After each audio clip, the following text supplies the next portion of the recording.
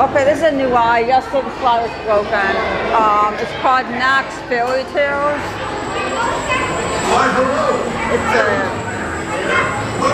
ride very similar to Justice League. I was actually aim victims you're trying to aim at. The goal is to knock down as many pies as possible. So I came in 5th. I had sort of a sense of what I was doing, a way I was foolish.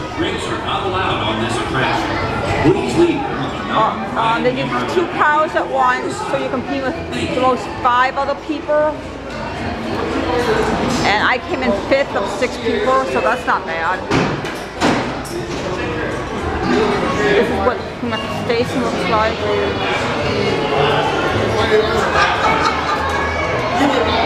It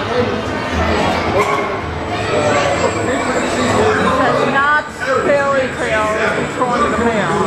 Yeah.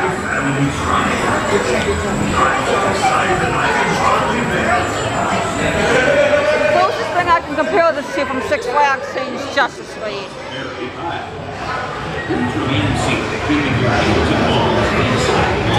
Okay, that's it for this one.